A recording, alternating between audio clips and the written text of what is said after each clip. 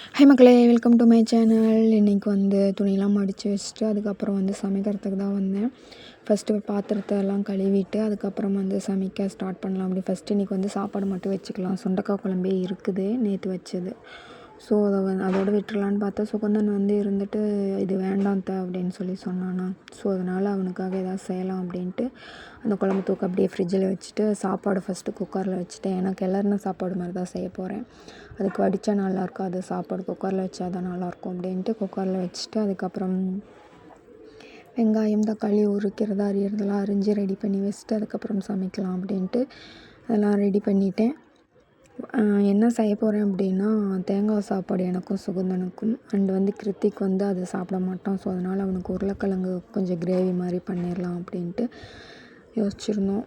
அதனால் அதை பண்ணலான்ட்டு ரெடி பண்ணிகிட்ருந்தேன். ஃபஸ்ட் வந்து கிருத்திக் தான் பண்ணேன். உருளைக்கிழங்கு பொரியல் வந்து கொஞ்சம் கிரேவி மாதிரி பண்ணிவிட்டு ஒரே ஒரு உருளைக்கிழங்கு தான் போட்டு பண்ணேன். ஏன்னா நிறையா செஞ்சு நம்மளும் சாப்பிட முடியாது, ஸோ வேஸ்ட் ஆயிரும் அப்படின்ட்டு கிருத்திக் மட்டும் கொஞ்சம் அளவாக செஞ்சுட்டு அப்புறம் வந்து இந்த மிளகாத்தூள் மல்லித்தூள் அப்படி அதெல்லாம் வந்து ரீஃபில் பண்ணாமல் இருந்தது. காலி ஐஸ் அந்த டப்பாவெலாம் க்ளீன் பண்ணிவிட்டு அதை ரீஃபில் பண்ணி வச்சுட்டு நாங்கள் எப்பயுமே இதுதான் யூஸ் பண்ணுவோம். அண்ட் ரொம்பவே நல்லாயிருக்கும். அதனால் எப்பயுமே இது தான் மாற்றிலாம் யூஸ் பண்ணதில்லை. எனக்கு விவரம் தெரிஞ்சதுலேருந்து நாங்கள் இதுதான் யூஸ் பண்ணிகிட்ருக்கோம். அண்ட் எல்லாம் ரீஃபில் பண்ணி வச்சுட்டு அதுக்கப்புறம் உருளைக்கிழங்கு கிரேவி ரெடி ஆயிடுச்சு. அண்டு கொத்தமல்லி தழை போட்டு இறக்க வேண்டியதான். அண்டு டேஸ்ட்டு சூப்பராக இருந்துச்சு.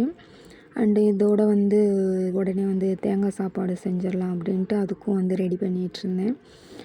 என்ன அப்பளம் வந்து தேடி பார்த்துட்டே இருந்தேன். தேங்காய் சாப்பாட்டுக்கு நான் எப்போயுமே அப்பளம் பொரித்து அதோடு உடச்சி போடுவேன். அண்ட் அப்பளம் கிடைக்கவே இல்லை. அப்பளம் வீட்டில் இல்லையாட்டு காலி ஆயிடுச்சு. அண்டு எங்கள் அப்பாட்ட சொல்ல மறந்தாச்சு. ஸோ அப்பளம் இல்லாமலே அப்படியே நாங்கள் செஞ்சாச்சு. இதுவும் நல்லா தான் இருந்தது. பட் அப்பளம் போட்டால் இன்னும் கொஞ்சம் டேஸ்ட்டு கூட நல்லாயிருக்கும். ஸோ அதனால் வந்து தேடிலாம் கிடைக்கல.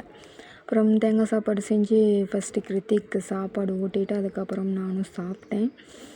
டேஸ்ட் வந்து ரொம்பவே நல்லா இருந்துச்சு. அண்ட் இந்த வீடியோ பிடிச்சிருந்தா லைக் பண்ணுங்கள், ஷேர் பண்ணுங்கள், கமெண்ட் பண்ணுங்கள், சேனலை சப்ஸ்கிரைப் பண்ணிக்கோங்க. And thank you so much. Bye.